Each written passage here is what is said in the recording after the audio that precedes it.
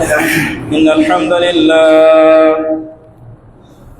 لله نحمده ونستعينه ونستغفره ونؤمن به ونتوكل عليه ونعوذ بالله من شرور أنفسنا ومن سيئات أعمالنا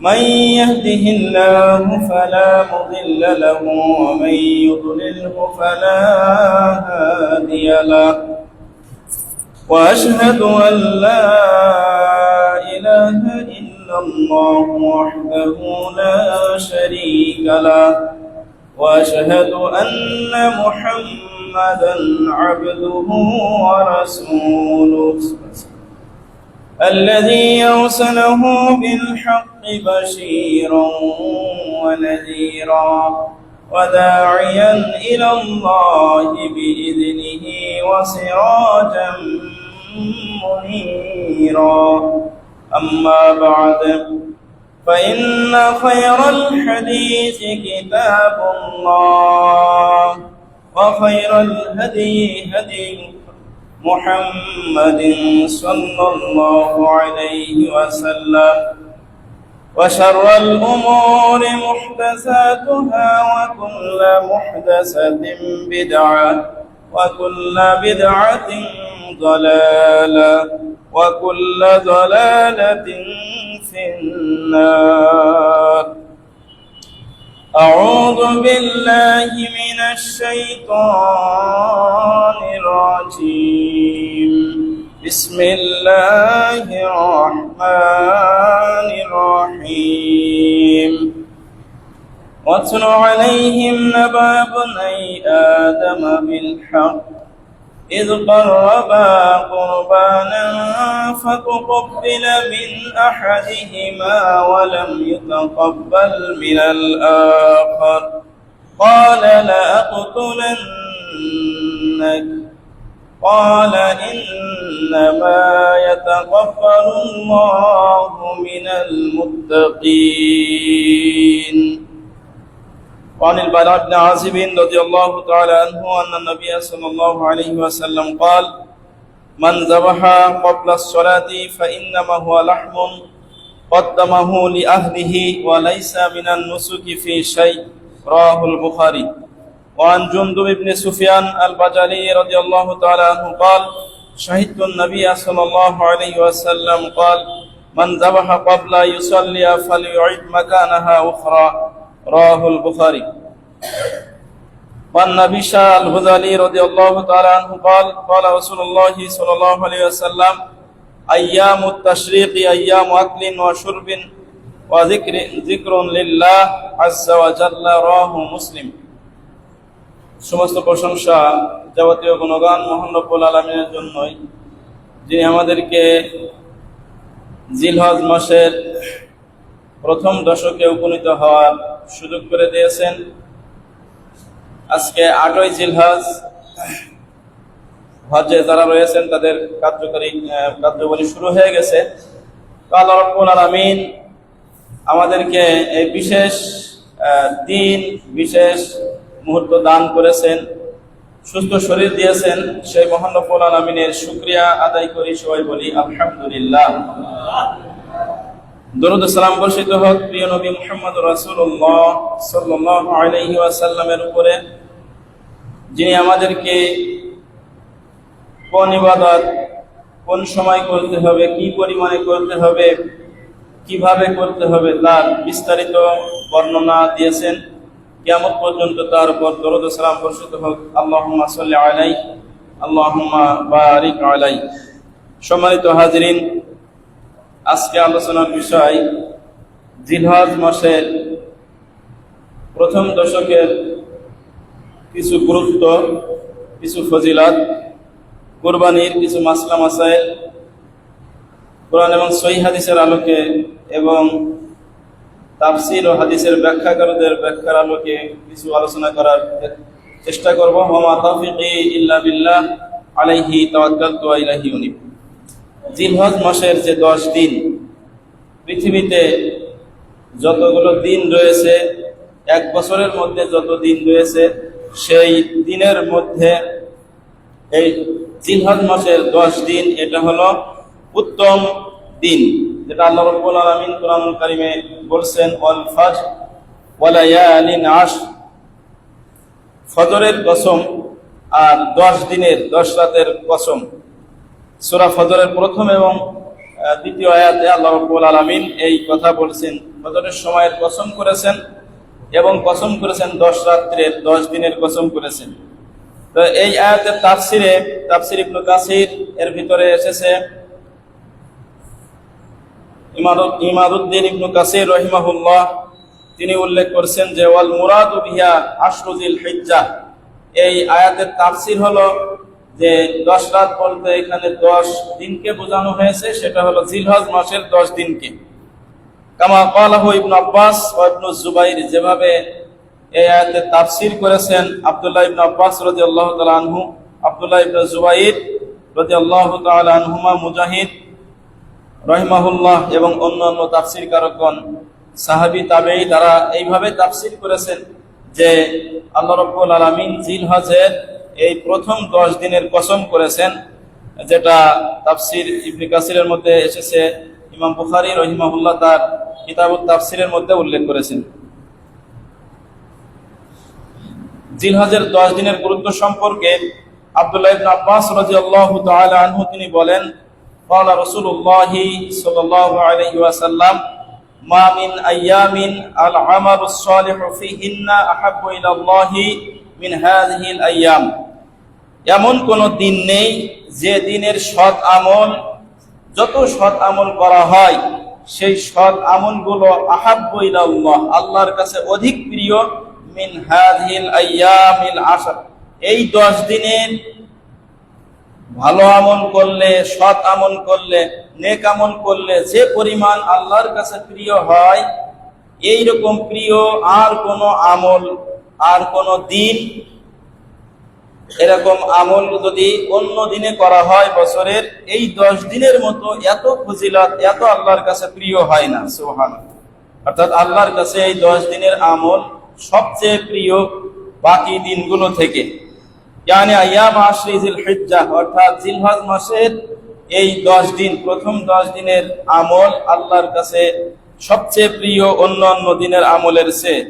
ক্বালু ওয়ালাল জিহাদু ফি সাবিলিল্লাহ, কোন ব্যক্তি যদি অন্যান্য দিনে জিহাদ করে, সেই জিহাদের আমলের চেয়েও এই 10 দিন যদি কোনো ব্যক্তি আমল করে, ভালো আমল করে, তাহলে তার কি বেশি মর্যাদা? ক্বাল, আল্লাহ রাসূল সাল্লাল্লাহু আলাইহি ওয়াসাল্লাম বললেন, ওয়ালাল জিহাদু ফি সাবিলিল্লাহ, হ্যাঁ, কোন ব্যক্তি যদি আল্লাহর রাস্তায় জিহাদও করে অন্য দিনগুলোতে, তবুও জিহাদের সে আমলের চেয়ে এই দিনগুলোতে যদি কোনো ব্যক্তি সৎ আমল করে, তাহলে সেই আমলটা আল্লাহর কাছে বেশি প্রিয়।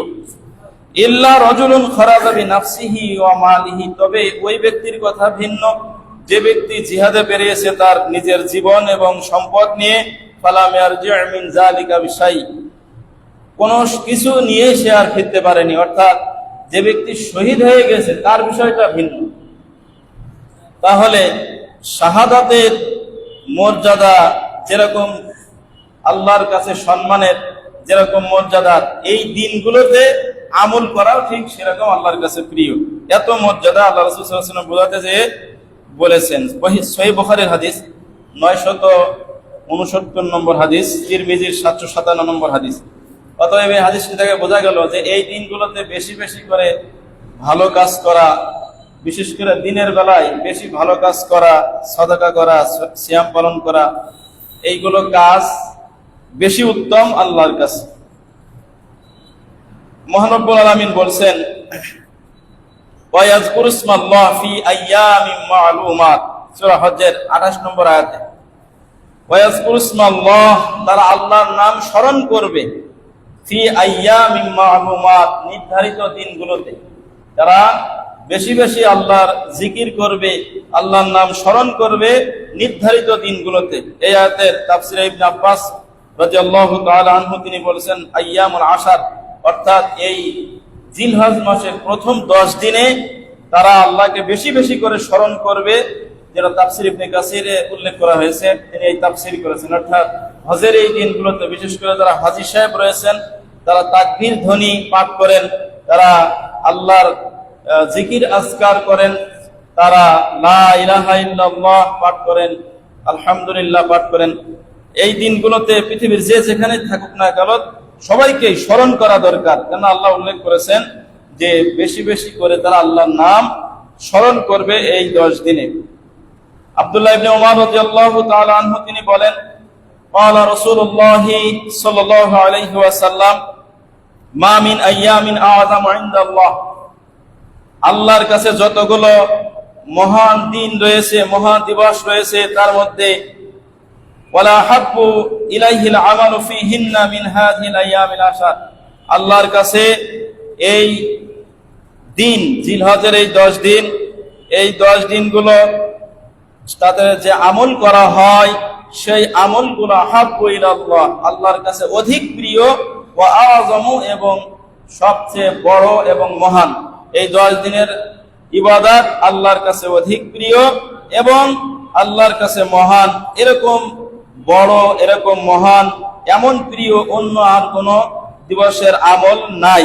ফাকসিরু ফীহিন্না মিনাত তাহলিল, সুতরাং এই দিনগুলোতে তোমরা বেশি বেশি লা ইলাহা ইল্লাল্লাহ পাঠ করো, ওয়াত তাকবীর, তোমরা বেশি বেশি তাকবীর ধ্বনি পাঠ করো, আল্লাহু আকবার তাকবীর ধ্বনি পাঠ করো, ওয়াত তাহমিদ এবং সুবহানাল্লাহ আলহামদুলিল্লাহ, এই তাহমিদ আল্লাহর পবিত্রতা প্রশংসা তোমরা জ্ঞাপন করো। মুসনাদে আহমদের হাদিস যে এই দিনগুলোতে যে সৎ আমল করতে হবে তার মধ্যে অন্যতম সৎ আমল হলো লা ইলাহা ইল্লাল্লাহ, আল্লাহু আকবার লা ইলাহা ইল্লাল্লাহু আল্লাহু আকবার ওয়ালিল্লাহিল হামদ।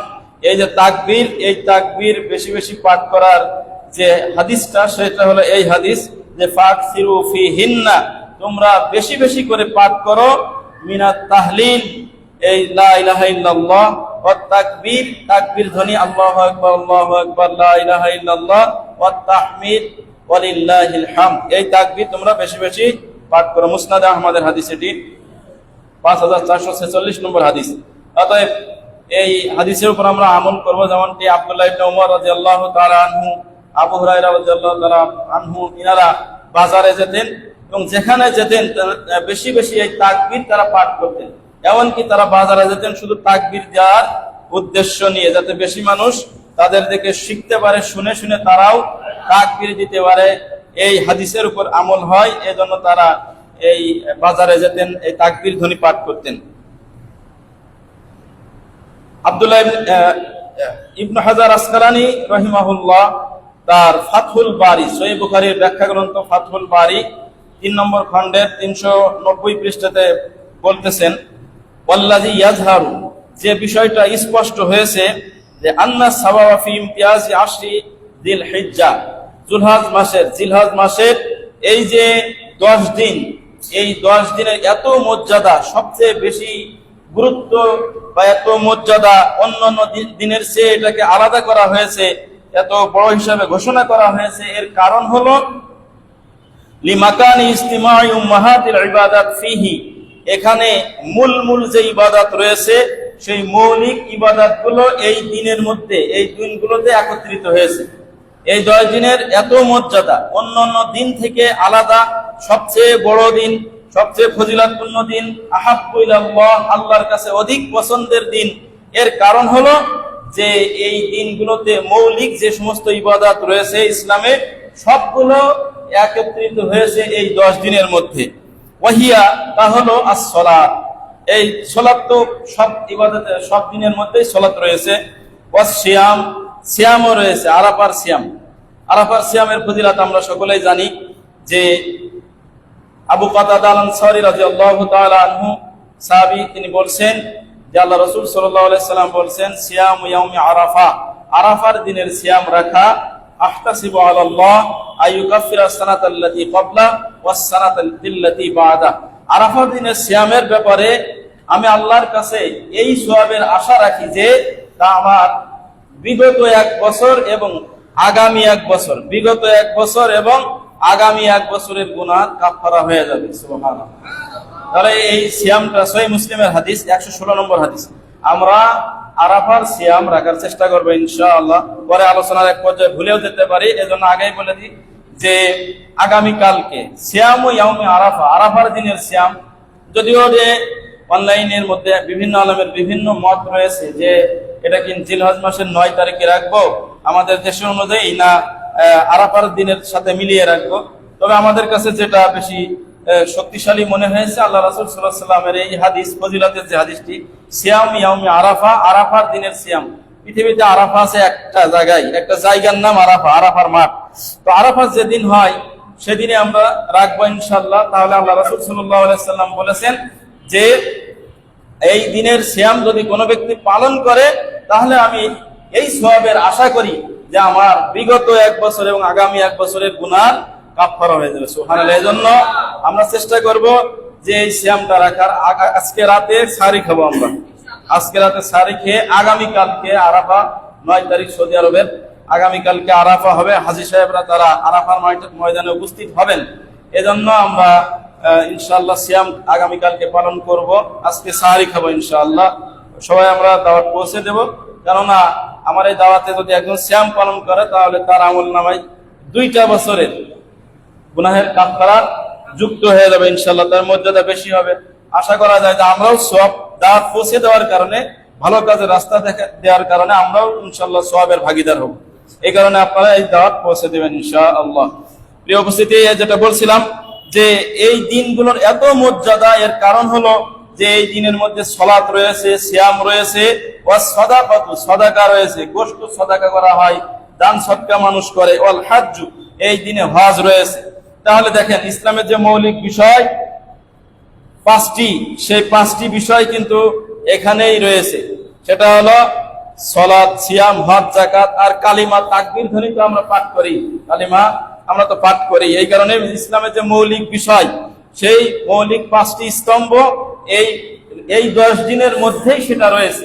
এই জন্য অন্য অন্য যে দিনগুলো রয়েছে বছরের, সেখানে কিন্তু আপনার রমজান মাসে হজ নেই, সেখানে উমরা করা যায় কিন্তু হজ নেই।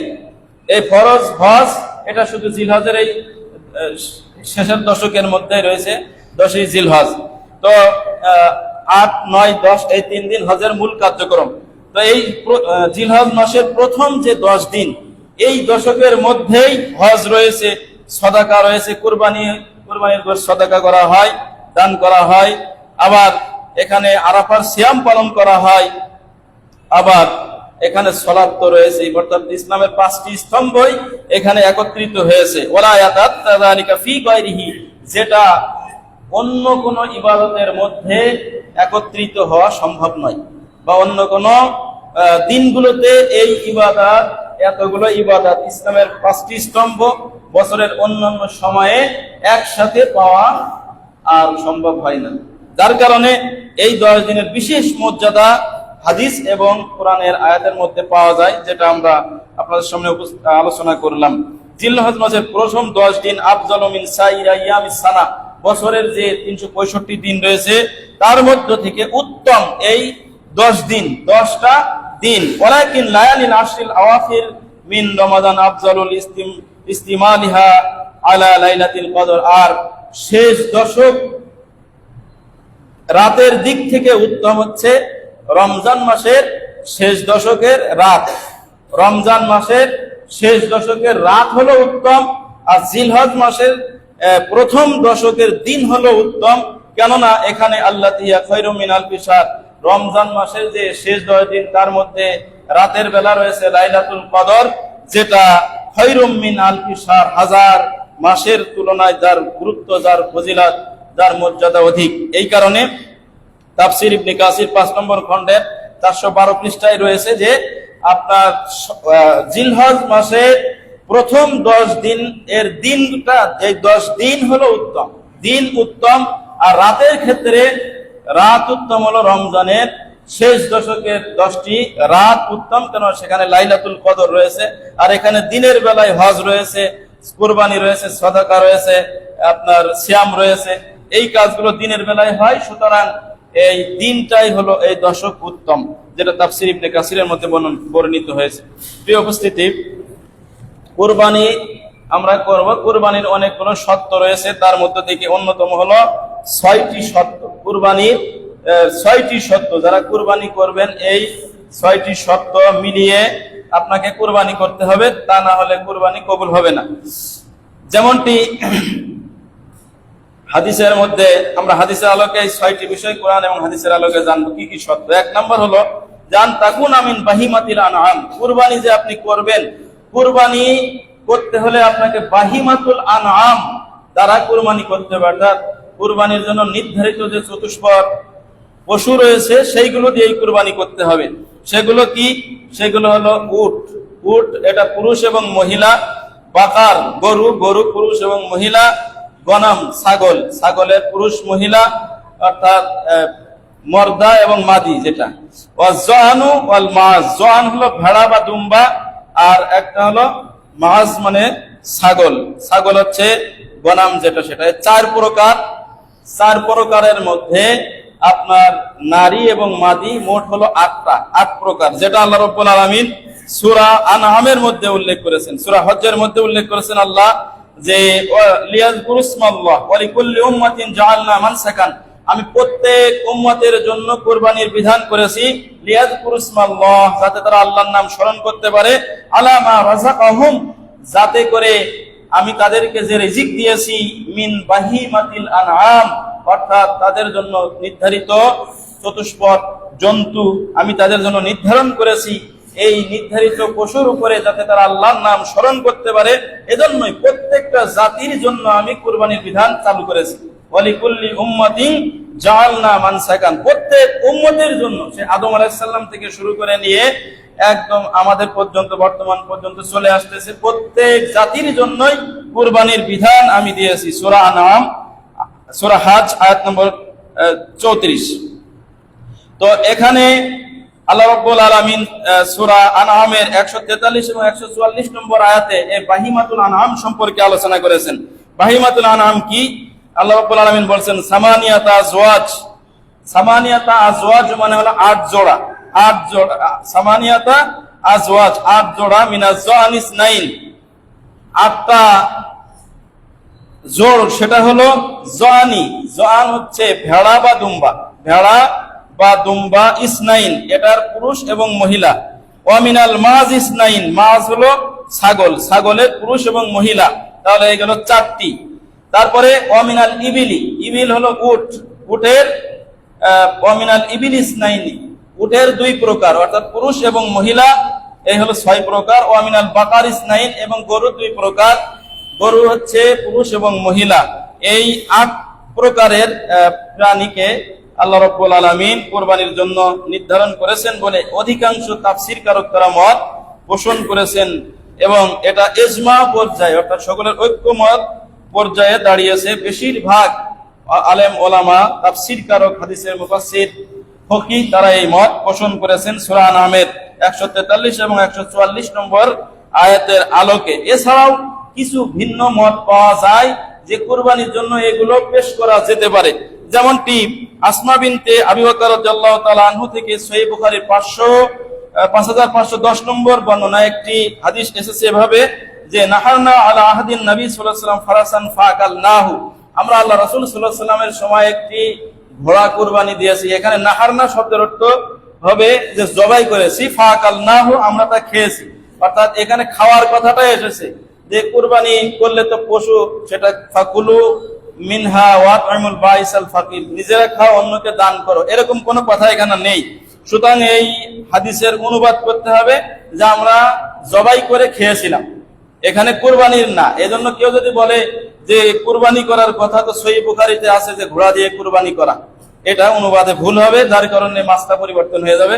সহিহ বুখারী 5510 নম্বর এই হাদিসের অনুবাদ করতে হবে যে এটা আমরা জবাই করে তারপর তার গোশত খেয়েছিলাম।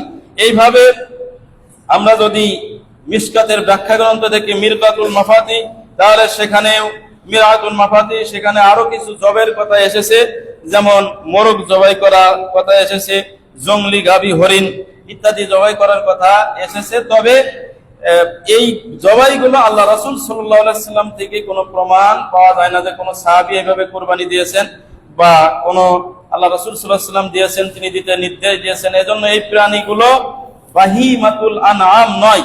এই বাহিমাতুল আনআম না হওয়ার কারণে এগুলো দিয়ে কুরবানি করা সুন্নাত নয়। তো যেই ৮ প্রকার প্রাণী, হাযা হুয়াল মারুফ ইনদাল আরব, আরবরা এইগুলোই চিনতেন। তো এর মধ্যে থেকে কিছু কিছু ভিন্ন মত পাওয়া যায়। যেমন গরুর মধ্য থেকে আমাদের উপমহাদেশে, বিশেষ করে উপমহাদেশে মহিষকেও শামিল করে নেওয়া হয়েছে, যে গরুটা হলো মহিষটা হলো গরুর একটা প্রকার। সুতরাং কোন কোন বিদ্বান তারা এটাকে অনুমোদন দিয়েছেন যে মহিষ গরুর প্রকার হিসাবে কুরবানি দেওয়া যেতে পারে। তো এরকম ভিন্ন মত রয়েছে, তবে এটাকে অনেক আলেম ওলামা জায়েজ বলেছেন মহিষকে কুরবানি দেওয়া। এটা হলো ১ নম্বর, যে বাহিমাতুল আনআম হতে হবে, অর্থাৎ যে ৮ শ্রেণীর কথা আমরা হাদিস থেকে জানতে পারলাম, কোরআনের আয়াত থেকে জানতে পারলাম, এই প্রকারগুলোর মধ্য থেকে কুরবানির পশু হতে হবে। আপনি যদি সুন্দরবন থেকে একটা হরিণ নিয়ে এসে কুরবানি দিয়ে দেন, তাহলে সেটা বাহিমাতুল আনআমের মধ্যে পড়বে না। প্রিয় উপস্থিতি, এইভাবে ২ নম্বর শর্ত হচ্ছে যে আল তাবলুগা সিন্নুল মাহদুদ শারআন, যে আপনাকে যে কুরবানির পশুটা আপনি কুরবানি দিবেন তার বয়স হতে হবে, ওই কুরবানি পশুর বয়স হতে হবে। ওটা যদি অনেক সুন্দর দেখতে, বর্তমানে ১ বছর বয়সের অনেক গরু রয়েছে, যেটা আমাদের যে দেশি গরু রয়েছে এটার ৬-৭ বছর বয়সের চেয়ে অস্ট্রেলিয়ান বা ফ্রিজিয়ান যে গরু রয়েছে তার ১ বছরের ১.৫ বছরের গরু তার চেয়ে অনেক বড় দেখা যায়। তো এই গরু আপনি কুরবানি দিতে পারবেন কিনা? এই গরু দিয়ে কুরবানি করা যাবে না, কারণ আল্লাহ রাসূল সাল্লাল্লাহু আলাইহি ওয়াসাল্লাম বলছেন, লা তাযবাহু ইল্লা মুসিন্নাহ, তোমরা বয়স হয়েছে এমন প্রাণী ছাড়া কুরবানি দিও না। বয়স হয়েছে, সহিহ মুসলিমের 1963 নম্বর হাদিস। এই হাদিসের অনুবাদে ২টি মত পাওয়া যায়। আর একটি হলো যে লা তাযবাহু ইল্লা মুসিন্নাহ, বয়স হয়েছে, নির্ধারিত বয়স এমন পশু ছাড়া কুরবানি দিও না। আরেকটা অনুবাদ পাওয়া যায় এরকম, যে তোমরা দাঁতওয়ালা প্রাণী ছাড়া কুরবানি করো না। কেননা সিন্নুন মানে দাঁত, সিন্নুন মানে হলো দাঁত, আর সিন্নুন মানে আবার বয়স, একই অর্থ। তো এই অর্থ নিয়ে ওলামাদের মধ্যে দ্বিমত দেখা দিয়েছে। তো সবাই এখানে বেশিরভাগ যে মত পোষণ করেছেন তা হলো যে বয়স যদি হয়ে যায়, তাহলে তার দাঁত যদি না ওঠে তবু ওই পশু দিয়ে কুরবানি চলবে, আর যদি দাঁত ওঠে তাহলে তো কোনো কথাই নেই। তা বয়স হওয়ার আগে দাঁত উঠবে না। অনেক পশু আছে যে তাদের দাঁত একটু দেরিতে ওঠে, তো যার কারণে বয়স যদি হয়ে যায় তাহলে সেটা দিয়ে কুরবানি চলবে। তো এখানে উটের যে বয়স, উটের বয়স হচ্ছে মা তাম্মাল্লাহু খামসু সিনিন, যে উটের বয়স ৫ বছর পরিপূর্ণ হয়েছে, ৬ বছরে পড়েছে, ওই রকম উট দিয়ে কুরবানি করা যাবে। আর গরুর হচ্ছে মা তাম্মাল্লাহু সানাতানি, যে গরু ২ বছর পরিপূর্ণ করেছে, যে গরুর বয়স পরিপূর্ণ ২ বছর হয়ে গেছে, ৩ বছরে পড়েছে, এমন গরু দিয়ে কুরবানি করা যাবে। ওয়াল গনাম, ছাগল হচ্ছে মা তাম্মাল্লাহু সানাতুন, ১২ মাস হয়ে গেছে, ১ বছর পরিপূর্ণ হয়ে গেছে, এমন ছাগল দিয়ে কুরবানি করা চলবে। আর ভেড়ার কথা বা দুম্বার কথা হাদিসে এসেছে যে জাযাআতাম মিনাজ জানি, ৬ মাসে। তো ৬ মাসে যদি দুম্বা এরকম হৃষ্টপুষ্ট হয়ে যায় তাহলে সেটা দিয়ে কুরবানি করা যেতে পারে। সেটা অনেকগুলো হাদিস বর্ণিত হয়েছে। তাহলে এই নির্ধারিত বয়স হতে হবে, কারণ যদি এই বয়সের দিকে খেয়াল না করা হয় অথবা দাঁতের দিকে যদি খেয়াল না করা হয় তাহলে কিন্তু আপনার কুরবানিটা অসম্পূর্ণ থেকে যাবে, কুরবানি হবে না। ৩ নম্বর হচ্ছে আন তাকুনা খালিয়াতাম মিনাল উয়ুবিল মানিআ, যে দোষ ত্রুটি মুক্ত হতে হবে। কুরবানির পশু দোষ ত্রুটি মুক্ত হতে হবে। দোষ ত্রুটি বলতে যেমন হাদিসের মধ্যে যেটা এসেছে রিওয়াল গালিল 1148 নম্বর সিরিয়ালের হাদিস, সহিহ হাদিস, আল আওরাউল বাইয়িন, স্পষ্ট কানা পশু যদি কানা হয় তাহলে কানা পশু, এটা ত্রুটিযুক্ত পশু, এটা দিয়ে কুরবানি হবে না। ওয়াল মারাদুল বাইয়িন, যদি স্পষ্ট রোগ থাকে, রোগা পশু, অসুস্থ পশু, স্পষ্ট দীর্ঘদিন ধরে অসুস্থ রয়েছে, এমন অসুস্থ পশু দিয়ে কুরবানি করা যাবে না। ওয়াল আরাজুল বাইয়িন, আর ল্যাংড়া পশু, খোড়া পশু, যেটা কুরবানি যে জায়গায় করা হবে এমন জায়গায় চলে ফিরে যেতে পারে না, এমন খোড়া ল্যাংড়া পশু দিয়ে কুরবানি করা যাবে না। ওয়াল হাজালুল মাজিলুল মুখ, অর্থাৎ এমন দুর্বল, এমন হ্যাংলা পাতলা যে তার ক্যালসিয়াম পর্যন্ত শুকিয়ে গেছে, দুর্বল, হাড় হাড্ডি দেখা যায় একেবারে তার মানে জীর্ণ শীর্ণ পশু, এটা দিয়ে কোরবানি করা চলবে না। ইরওয়াল গালিল 1148 নম্বর সিরিয়াল। 4 নম্বর হচ্ছে জান তাকুনা মালিকান লিল মুযাহি, যে ব্যক্তি কুরবানি করবে ওই পশুর মালিক হতে হবে তাকে। পশুর মালিক হতে হবে মানে যিনি কুরবানি দাতা, তিনি যদি জোরপূর্বক কারোর থেকে এটা কেড়ে নেন অথবা কারোর থেকে টাকা জোরপূর্বক নিয়ে ওই টাকা ফাঁকি ঝুঁকি দেওয়া টাকা অর্থাৎ ছিনতাই করা টাকা, এই দিয়ে যদি কুরবানির পশুর মালিক হয় কেউ, বা গরু ট্র্যাক যাচ্ছে সেখান থেকে গরু ছিনতাই করে নিয়ে কুরবানি দিল, এই জাতীয়, সে তো আর ওটার মালিক না, তার কুরবানি হবে না। 5 নম্বর হচ্ছে আল্লাহ তাআল্লাকু বিহা হাক্কুন লিল গায়র, অন্যর হকদার, অন্যজন মালিক, কিন্তু আপনাকে দিয়েছে এটা দুধ খাওয়ার জন্য, এটা আপনাকে দেখাশোনার জন্য দিয়েছে, আপনি এটা থেকে কুরবানি করে দিলেন, তাহলে এই পশু দিয়ে কুরবানি হবে না। কেউ আপনার কাছে বন্ধক রেখেছে একটা কুরবানি, এটা পশু রেখেছে, বন্ধক দিয়ে কিছু টাকা পয়সা নিয়েছে বা অন্য কিছু নিয়েছে, আপনি ওটা দিয়ে কুরবানি করে দিলেন, আপনি তো তার মালিক না, এই কারণে আপনার কুরবানি বাতিল হবে না। 6 নম্বর শর্ত হলো আইয়ুযাহিয়া বিহা ফিল ওয়াক্তিল মাহদুদি শারআন, শরীয়তের নির্ধারিত যে টাইম, এই নির্ধারিত সময়ের মধ্যে আপনার কুরবানিটা হতে হবে। বারা বিন আযিব রাদিয়াল্লাহু তাআলা আনহু তিনি বলেন, আল্লাহ রাসূল সাল্লাল্লাহু আলাইহি ওয়াসাল্লাম বলেছেন, মান যাবাহা ক্বাবলা সালাত, যে ব্যক্তি ঈদের সালাতের আগে কুরবানি করলো, ফাইন্নামা হুয়া লাহমুন, এটা এমন গোশত হলো, ফাদ্দামাহু লিআহলিহি, যে তার পরিবারে খাওয়ার জন্য জবাই করেছে, খাওয়ার গোশত, এটা কুরবানি হয়নি। ওয়ালাইসা মিনান নুসুকি শাই, কুরবানির কোন বিধানের মধ্যে এটা পড়েনি, কুরবানি হয়নি তার, এই কারণে জবাই করতে হবে ঈদের সালাত আদায় করে বাড়িতে, যে আগে সালাত খুতবা শেষ করে তারপরে আপনার জবাই করতে হবে। অনেক ভাই রয়েছেন এমন যে এদিকে ঈদের খুতবা চলতেছে, সালাম ফিরিয়েই আপনার যে কুরবানি করে দিয়েছেন ঈদগাহের পাশাপাশি বাড়ি, কিন্তু সে ব্যক্তি কি করেছে, খুতবা শেষ নেওয়ার আগে যে জবাই করে দিয়েছে।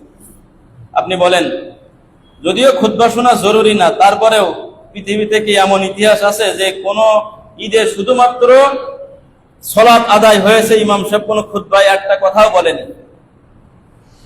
এরকম তো ইতিহাস পাওয়া যায় না। অতএব আপনার খুতবা শোনাটাও জরুরি, কারণ এটা তো সালাতকে কেন্দ্র করে খুতবা হয়।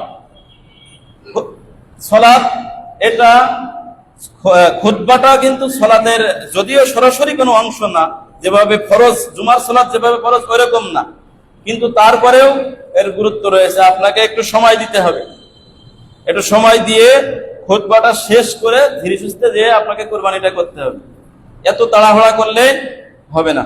তো এই কারণেই আপনি সতর্ক এবং সাবধান হবেন, কোনো বিষয়ে সন্দেহ রেখে কোনো কিছু করা যাবে না। এজন্য যাতে করে আমার সালাত শেষ না করেই যাতে আমি জবাই না করি, এটা আমার খেয়াল করতে হবে। জুনদুব বিন সুফিয়ান আল বাজালি রাদিয়াল্লাহু তাআলা আনহু তিনি বলছেন, শাহিদুন নবী সাল্লাল্লাহু আলাইহি ওয়াসাল্লাম ক্বালা মান যাবাহা ক্বাবলা ইউসাল্লিয়া, যে সালাতের আগেই জবাই করলো, ফাল ইউঈদ মাকানাহা উখরা, সেজন্য ওই পশুর জায়গায় আরেকটা পশু জবাই করে, কেন তার কুরবানি তো হয়নি। সহিহ বুখারীর হাদিস, আগেরটাও সহিহ বুখারীর হাদিস 965, এখন যেটা বললাম সহিহ বুখারীর 5500 নম্বর সিরিয়াল।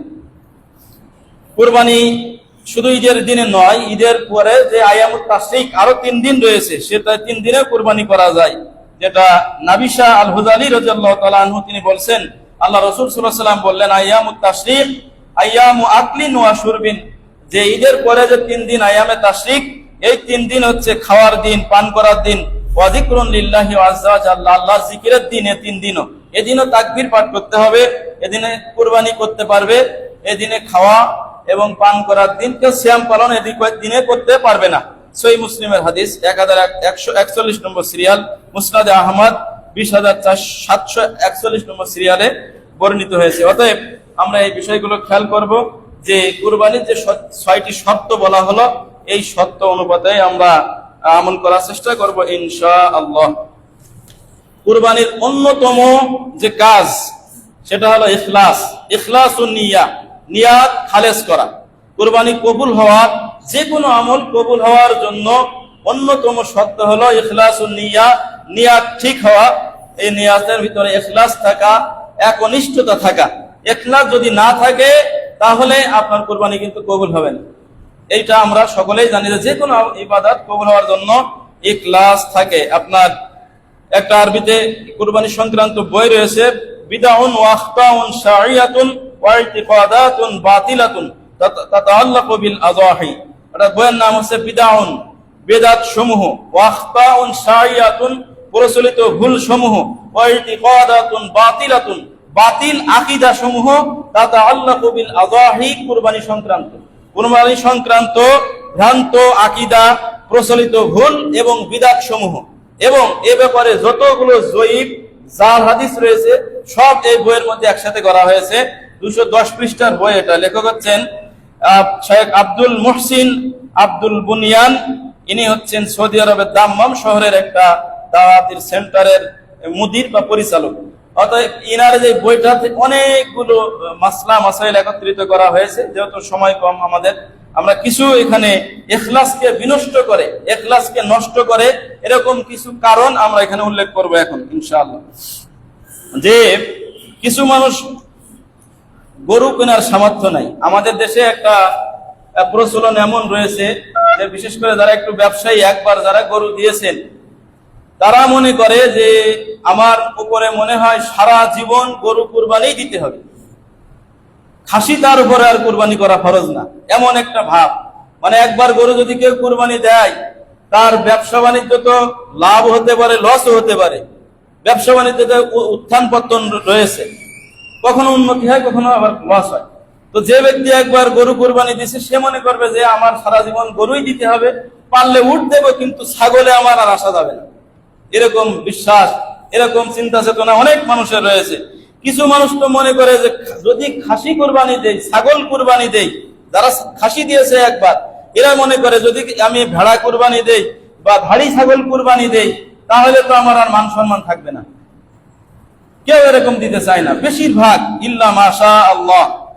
দেখেন, এটা কিন্তু আমাদের বিশ্বাস, এটা আমাদের আকীদা, বা সমাজের বেশিরভাগ মানুষ এরকম মনে করে।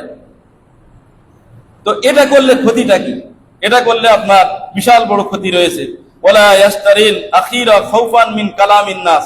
অবশেষে দেখা যায় গরু কেনার মতো এবার তার সামর্থ্য নাই, সে এবার গরুই কিনলো না শেষ পর্যন্ত। কেন? খাউফান মিন কালামিন নাস, মানুষের কথার ভয়ে, যে মানুষ কি বলবে, যে এই লোকটা আগে গরু কুরবানি দিতে এখন মনে হয় কৃপণ হয়ে গেছে, কি বলবে মানুষ, মানুষের কথার ভয়ে সে আর কিছুই কিনলো না। এবার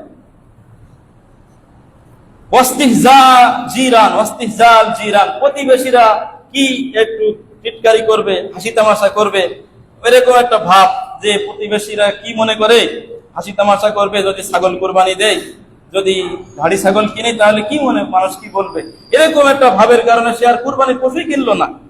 দেখেন এর ক্ষতিটা কি। ক্বালা বাযুস সালাফ, আমাদের যারা সালাফ তাদের অনেকেই এরকম মন্তব্য করতেন যে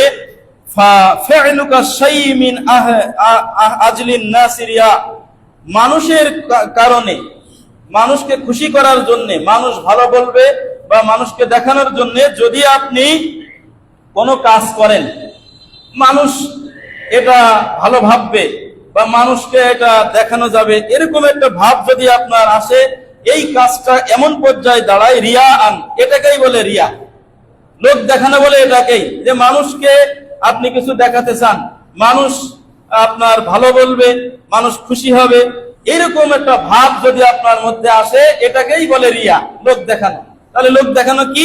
লোক দেখানো হলো ফেলুকা শাই, আপনার কোন কাজটা এমন হওয়া যে মিন আজলিন নাস, মানুষের কারণে আপনি এটা করতেছেন, মানুষের কারণে আপনি এটা করতেছেন। তাহলে মানুষের কারণে কোনো কাজ করা, এটাকেই বলে রিয়া বা লোক দেখানো।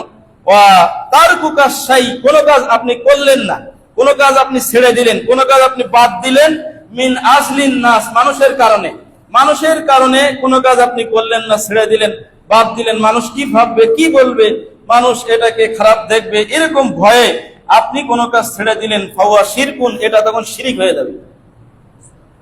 তাহলে কুরবানি আপনার সামর্থ্য আছে ধাড়ি ছাগল কেনার, আপনি করলেন না, মানুষ কি বলবে, তাহলে এটা আপনার শিরক হয়ে গেল। কুরবানি করা সুন্নত না ওয়াজিব, এই বিতর্ক আপনি বাদ দেন, আপনি কিন্তু শিরিক হয়ে গেল আপনার কাছে।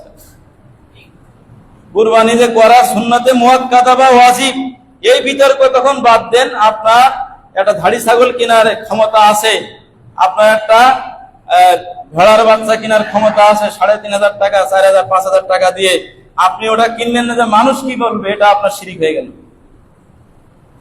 তাহলে এই বিষয়টা দেখেন আমাদের সমাজে কত মানুষ করতেছে, জেনে করুক, বুঝে করুক আর না বুঝে করুক। তাহলে এই জিনিসটা একটা মাথায় রাখতে হবে যে কোনো কাজ মানুষের কারণে করা, মানুষের জন্য কোনো কাজ করা, এটা হলো রিয়া। আর মানুষের জন্য কোনো কাজ না করা, কোনো কাজ ছেড়ে দেওয়া, এটা হলো শিরিক। অতএব কুরবানি সামর্থ্য থাকার পরেও যারা না দিবে, ওটা বকরি হোক, ধাড়ি ছাগল হোক, আপনার যাই হোক, সেটা হলো সে শিরকের সাথে জড়িয়ে যাবে। 2 নম্বর হচ্ছে ইয়াস্তারি বাযুহুম আল উযহিয়া ওয়া কসদুহু ইফরাহুল আওলাদ ওয়া ইদখালুল বাহজা ওয়া সুরুর আলাইহিম ফাকাত। কিছু মানুষ কুরবানি করে, খুব দৃষ্টপুষ্ট পশু কুরবানি করে, ভালো পশু কেনে, কি জন্য? যে ওয়া কসদুহু ইফরাহুল আওলাদ। এটা এখন আমাদের ফেসবুকের কারণে দেখা যাচ্ছে যে ছেলে মেয়ের খুশি রাখার জন্য বাজারে টাকা নিয়ে গেছে, অনেক টাকা, যে ছেলে যেটাই পছন্দ করবে, খুশি হবে, ওনার ছেলেরা যেটাই চাই সেটাই সে কুরবানি করবে, মানে ছেলে মেয়েকে খুশি করা, এটা উদ্দেশ্য। ওয়াইদখালুল বাহজা ওয়াস সুরুর, নিজেদের মানে আত্মহংকার, অহমিকা, নিজেরা খুশি হবে, স্ত্রীকে খুশি করবে, ফেসবুকে ইউটিউবে ভিডিও করতেছে, ছবি পাঠিয়ে দিচ্ছে, অমুককে অমুককে, সবাইকে খুশি করা, এটাই হলো উদ্দেশ্য ফাকাত, এটাই হলো উদ্দেশ্য।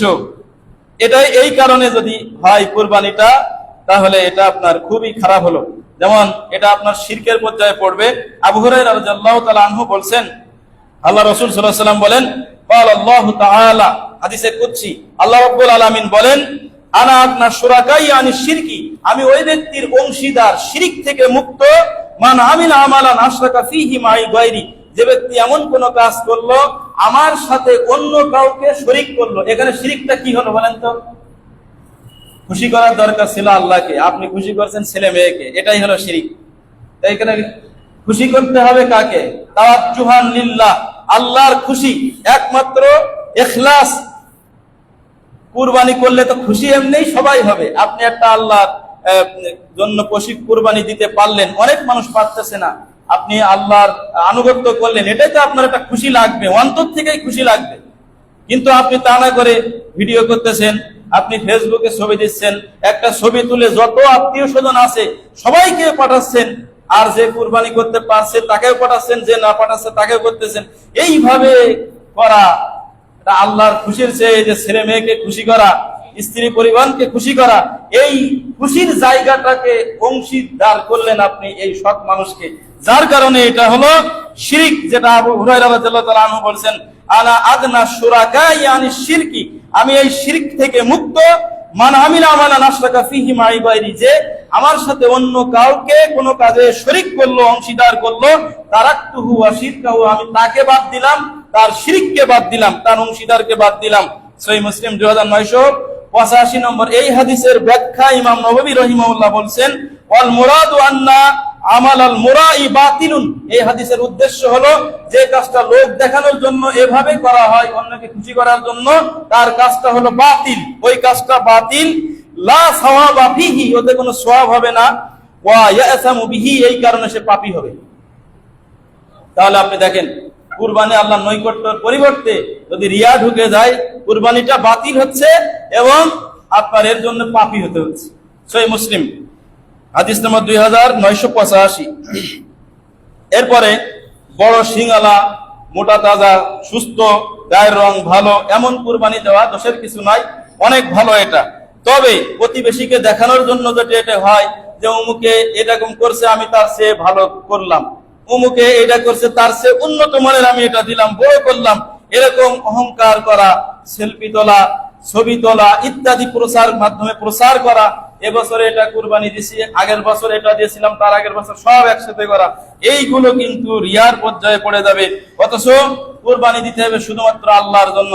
আল্লাহ রাব্বুল আলামিন সূরা কাউসার 2 নম্বর আয়াত বলছেন, ফাসাল্লি লিরাব্বিকা ওয়ানহার, তোমার রবের উদ্দেশ্যে সালাত আদায় করো এবং কুরবানি করো।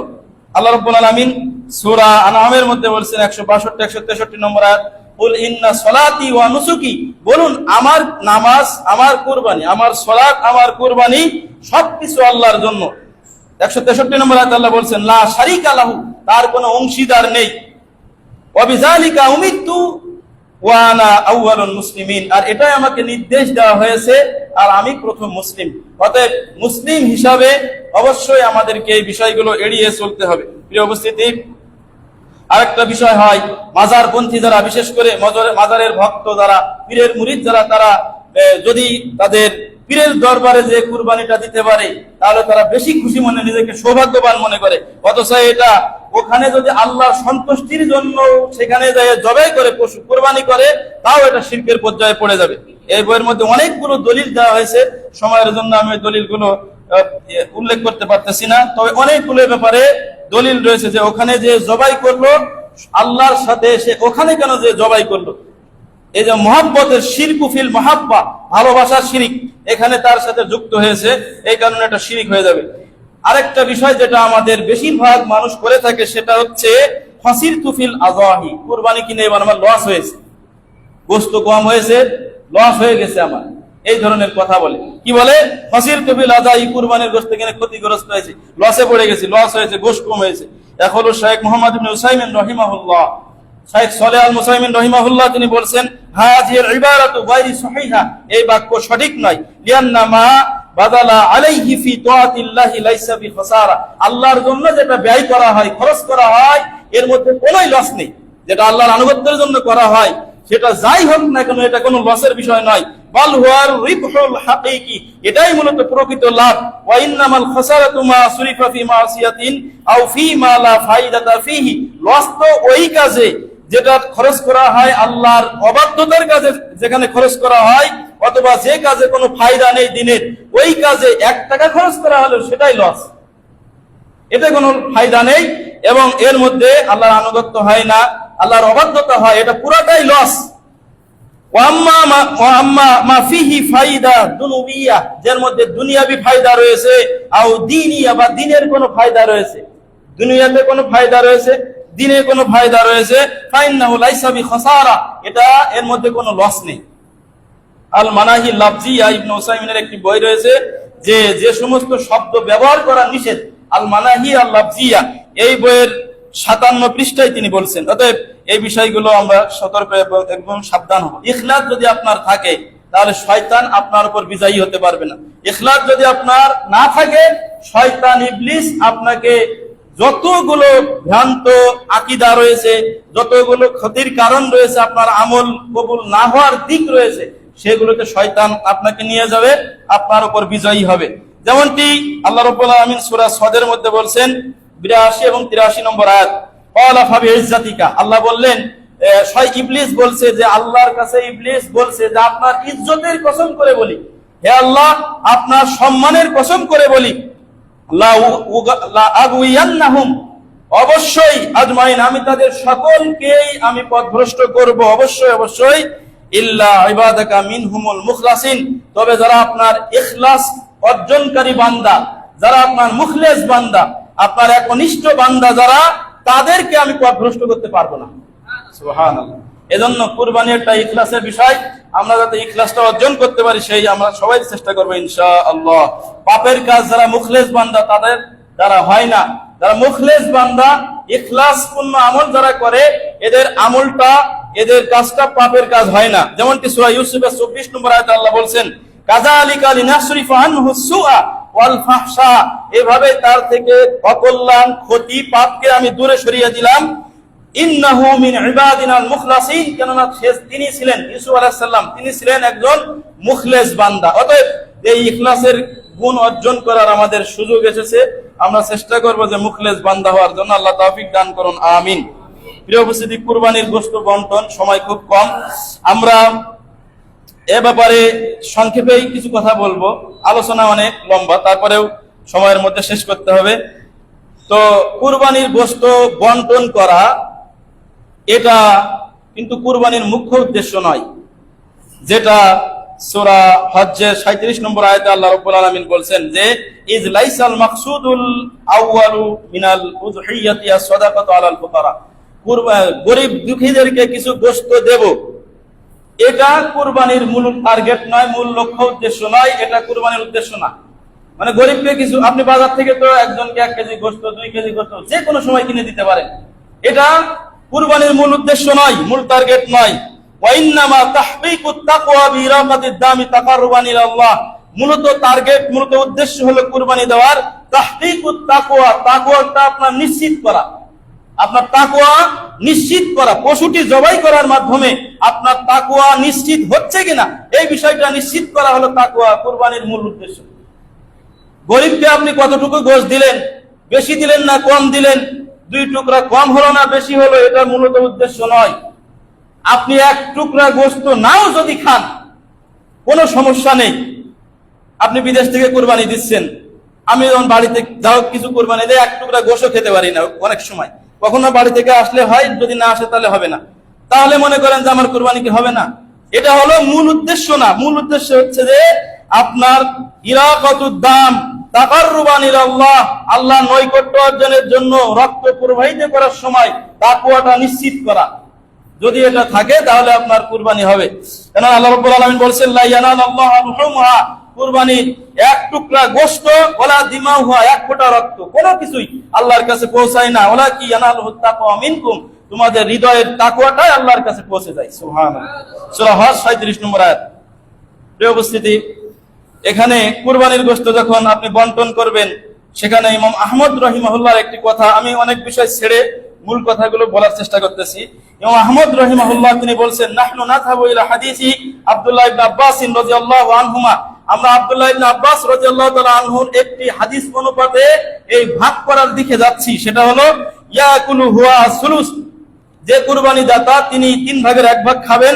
ওয়াইতুমু মান আরাদা সুলুস, যাকে ইচ্ছা তাকে, বিশেষ করে প্রাধান্য দিবেন যারা কুরবানি দিতে পারে নাই, এরকম ধরনের মানুষ, প্রতিবেশী, আত্মীয় স্বজন, বন্ধু বান্ধব যারা রয়েছে তাদেরকে 3 ভাগের 1 ভাগ দেওয়ার জন্য।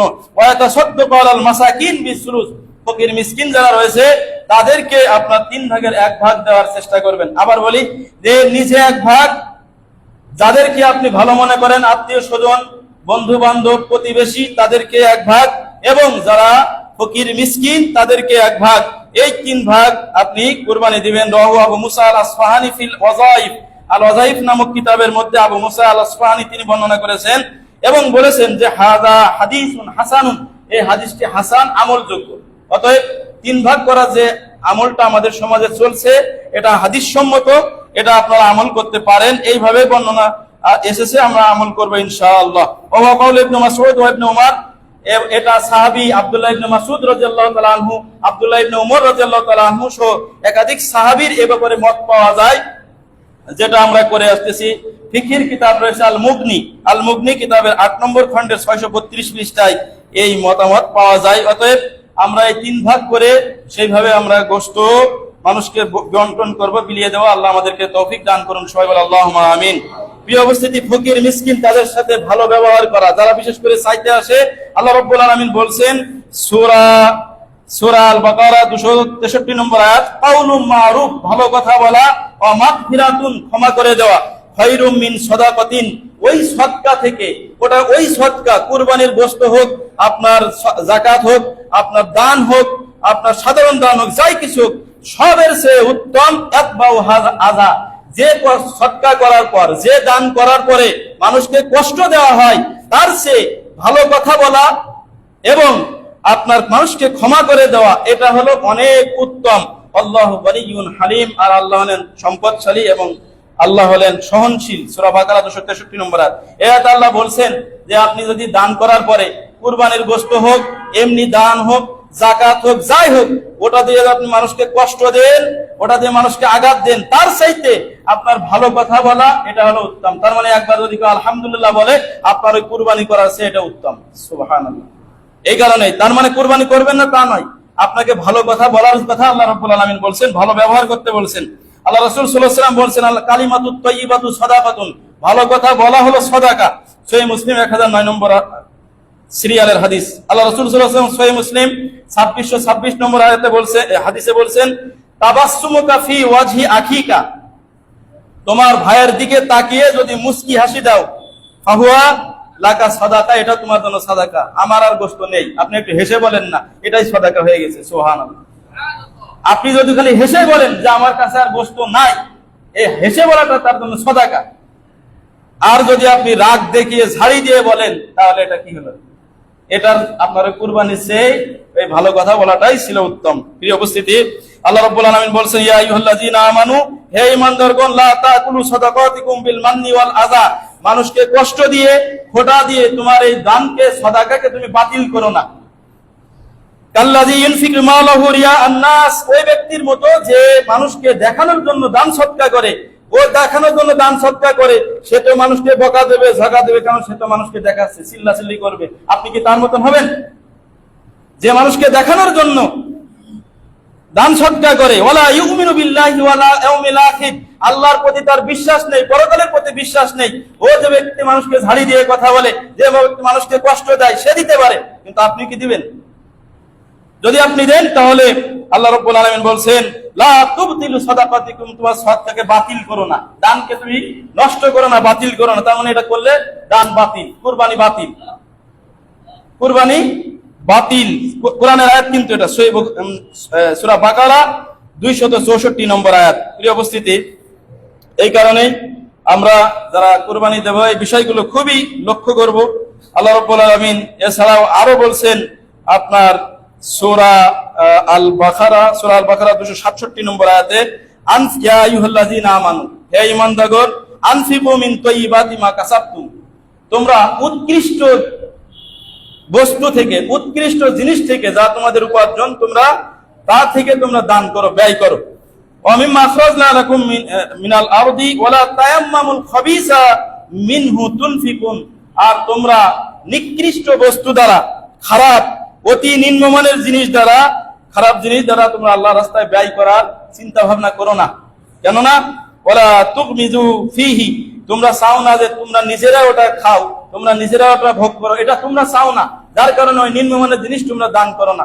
কুরবানির গোশত বন্টনের ক্ষেত্রে বিশেষভাবে স্মরণ করতে চাই, এটা আপনি কম দেন বেশি দেন, এমন যেন আপনার মনের মধ্যে না আসে যে এই রানটা আমি আমার ওই বিয়ের বাড়ি পাঠাই দিলাম, এই রানটা ফ্রিজে ঢুকা, সিনার গোশত সব ফ্রিজে ঢুকা, আর যত পায়ের হাড্ডি রয়েছে, মাজার হাড্ডি রয়েছে, পাঁজরের হাড্ডি রয়েছে, সব গরিব দুঃখীর মধ্যে বন্টন কর। এরকম ভাব যদি আসে, বিশ্বাস করেন আল্লাহ কোরআনে বলছে, ওয়ালা তায়াম্মামুল খাবিস, এই নিম্নমানের জিনিস যেটা আপনি পছন্দ করেন না, এটা যদি আপনি দেন, আপনার কবুল হবেই না, হবেই না, হবে না। যে কোনো দান, শুধু কুরবানি না, যে কোনো দান কবুল হবেই না, হবেই না, হবে না। এটা আল্লাহ রাব্বুল আলামিন সূরা বাকারা 267 নম্বর আয়াতে বলছেন। এজন্য আপনার এই বিষয়গুলো আমরা লক্ষ্য করব কুরবানি দেওয়ার জন্য, বিশেষ করে গোশত বন্টনের ক্ষেত্রে এই বিষয়গুলো আমরা খেয়াল করব। আল্লাহ রাব্বুল আলামিন বলছেন, লান তানালুর বিররা, তোমরা কখনোই নেক অর্জন করতে পারবেন না। তাফসীরে তবারির মধ্যে আছে, লান তানালুল জান্নাহ, কখনোই জান্নাতে যেতে পারবে না, কি কাজ না করার পর্যন্ত, হাত্তা তুনফিকু মিম্মা তুহিব্বুন, যে তোমরা যেটা ভালোবাসো নিজেরা, ওটা থেকে ব্যয় না করতে পারবে, ততক্ষণ জান্নাতে যেতে পারবে না। তাফসীরে তবারি। অতএব এই যে আয়াতটি আপনার সূরা আলে ইমরানের 92 নম্বর আয়াতে তাফসীর করছে তাফসীরে তবারি, এই বিষয়গুলো আমরা মাথায় রেখে তারপরে এবার কুরবানির গোশত বন্টন করতে বসবো। আল্লাহ আমাদেরকে তৌফিক দান করুন, বলুন আমিন। আল্লাহ রাব্বুল আমিন আমাদের এই তাকওয়া অর্জন, ইখলাস অর্জন, ভালো আমল করার তৌফিক দান করুন, আমিন। ওয়া আখিরু দাওয়ানা আনিল হামদুলিল্লাহ।